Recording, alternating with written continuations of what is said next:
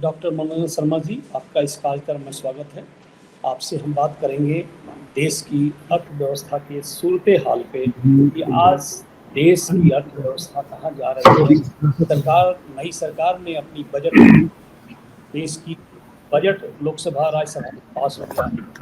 क्या ये budget sir और बजट में जो आर्थिक प्रावधान हैं जनता के हित को कितना साध रहे हैं? डॉक्टर मनोज शर्मा जी, आपका स्वागत है। बजट में जो आर्थिक प्रावधान हैं वो जनता के हितों को कितना साध रहे हैं? धन्यवाद मुझे अपने साथ रखने के लिए। मेरा मानना है ये एक बहुत ही समसामयिक बजट है। बहुत सारे अच्छे प्रावधान हैं।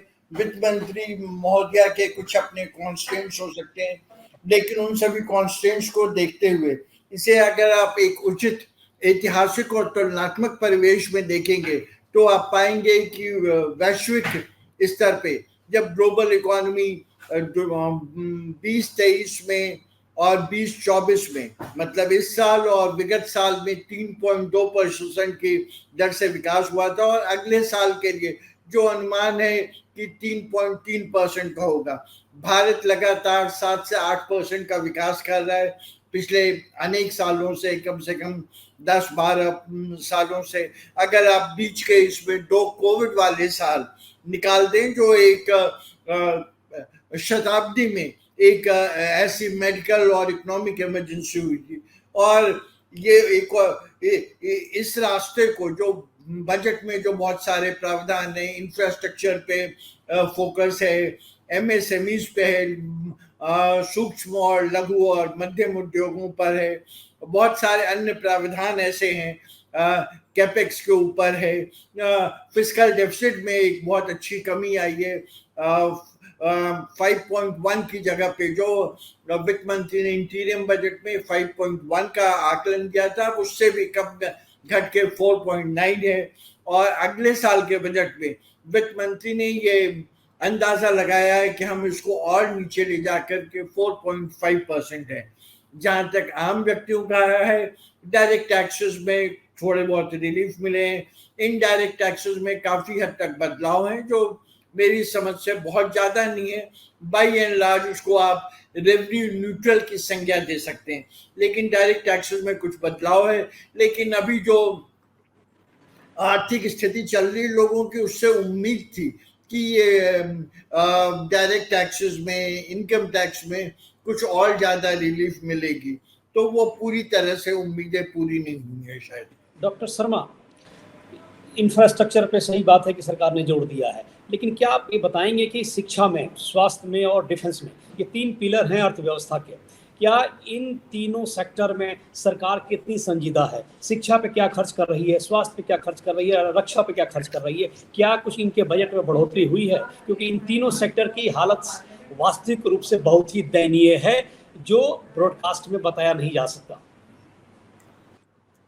आपके सवाल अच्छे हैं, लेकिन इसमें से थोड़ा फर्क करना पड़ेगा। आपने 3 क्षेत्रों का नाम लिया, रक्षा, शिक्षा और स्वास्थ्य।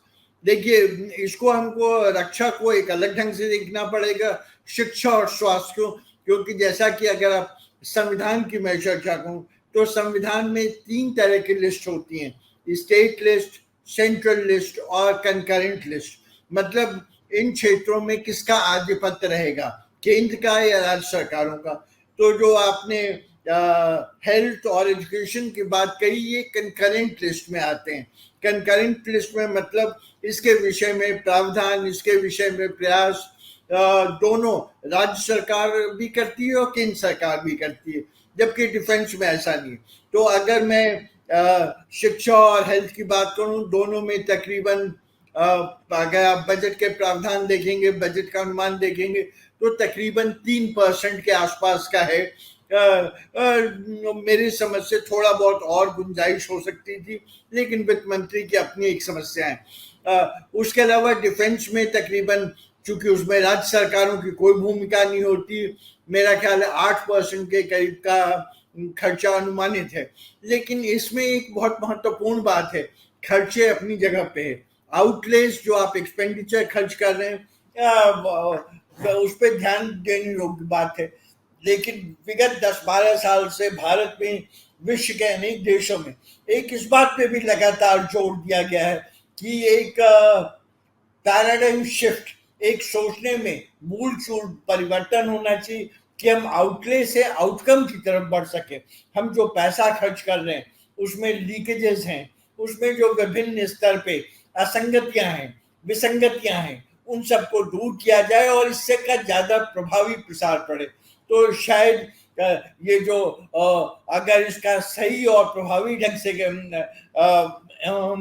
उपयोग किया जाए, खास के राज्य सरकारों को मिलके, शिक्षा और स्वास्थ्य दो बहुत वृहद चीजें हैं जिसमें राज्य सरकार का, केंद्र सरकारों का, प्राइवेट इंडिविजुअल्स का, एनजीओस का, वॉलंटियर ऑर्गेनाइजेशंस का, बहुत सारे शिक्षा के क्षेत्र में, स्वास्थ्य में कुछ क्रिश्चियन मिशनरीज हैं, वो भी अच्छा काम कर रहे हैं।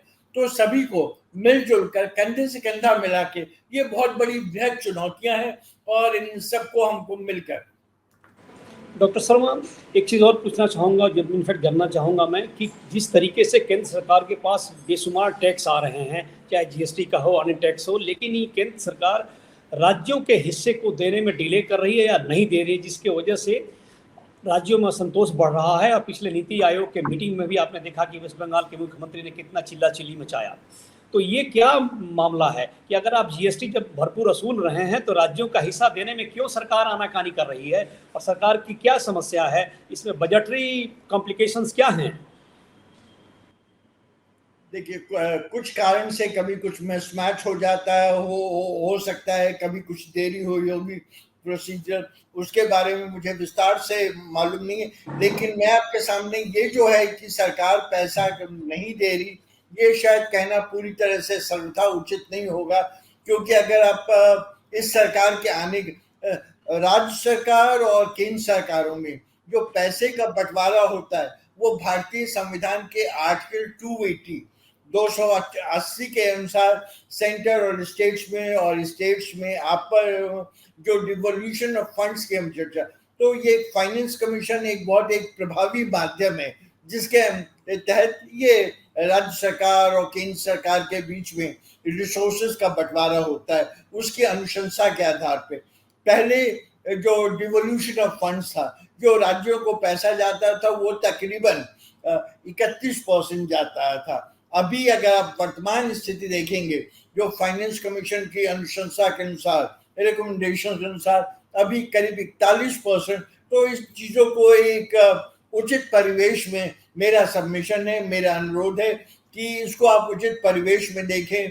हो सकता है कभी कभी पॉलिटिकल पोस्चरिंग अलग हो सकती है, लेकिन अगर आप आंकड़ों की बात करें तो जो टोटल रिसोर्सेज का जो 31% जा रहा था, अभी 41% जा रहा है फाइनेंस कमीशन के रिकमेंडेशंस के तहत। तो शायद ये पूरी तरह कहना कि राज्य सरकारों के साथ, उसके बाद बहुत सारे ऐसी भी चीजें हैं जिसमें केंद्र और राज्य सरकार मिलकर काम करती हैं। पीएलआई स्कीम्स हैं, बहुत सारी ऐसी चीजें हैं जिसमें दोनों का पैसा स्टेट्स को अच्छे परफॉर्मेंस के लिए इंसेंटिवाइज भी किया जा सकता है। तो एक मेरा क्या मानना है, एक ब्रॉड ब्रश अप्रोच लेना, जैसे हम लोग शायद यूपी बिहार में सभी धान 5 पसेरी, तो वैसा कहना शायद उचित नहीं होगा। डॉक्टर शर्मा, ये हमारी अंदरूनी बातें हो गई, थोड़ा सा मैं बाहर की बात करना चाहूँगा, एक्सटर्नल बात कहूँगा।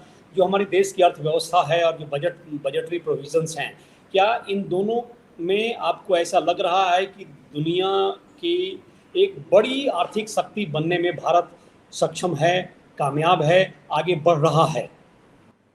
जी हाँ, बिल्कुल। जैसे मैंने आपके सामने रखा कि जब वैश्विक स्तर पे 3.2% का विकास हो रहा है, अगर आप विश्व की बड़ी अर्थव्यवस्था देखें तो अमेरिका में हालात कुछ ठीक हुए हैं, लेकिन बाकी अन्य जो देश हैं उसमें काफी एक विषम स्थिति है।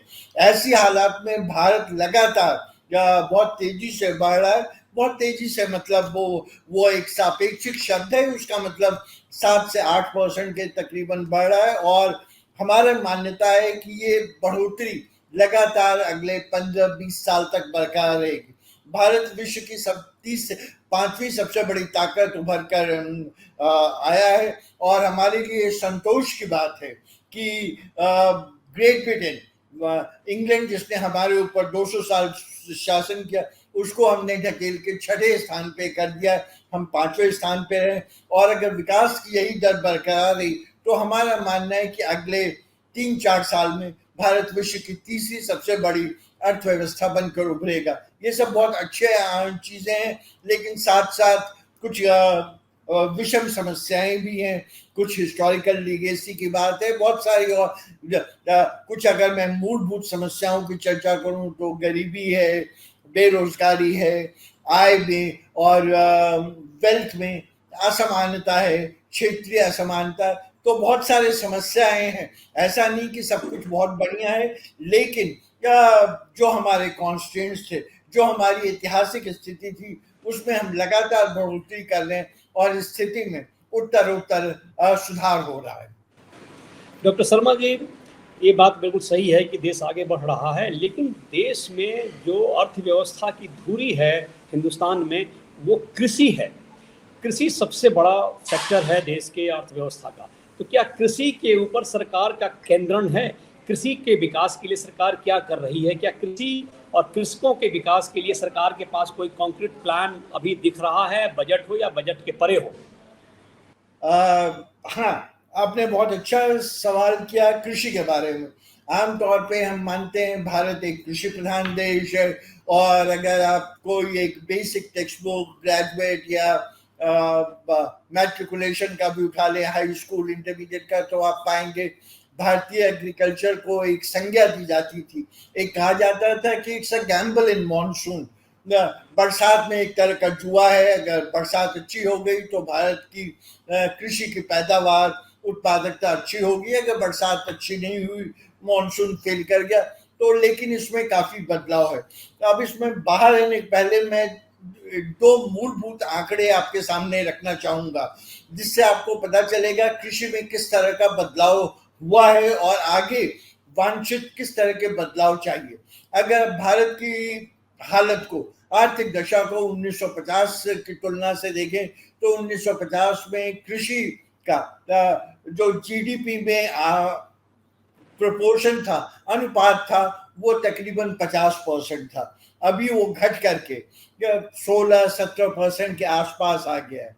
ये तस्वीर का एक पहलू है, लेकिन पिक्चर अभी बाकी है मेरे दोस्त। पिक्चर का दूसरा पहलू भी है, और दूसरा पहलू ये है जो बहुत अच्छा नहीं है कि अभी भी कृषि भारतीय जीडीपी का, सकल घरेलू उत्पाद का चाहे 70% ही उसमें से आ रहा हो, लेकिन अभी भी तकरीबन 55-56%, मतलब 50 से ज्यादा % लोग उसमें लगे हुए हैं।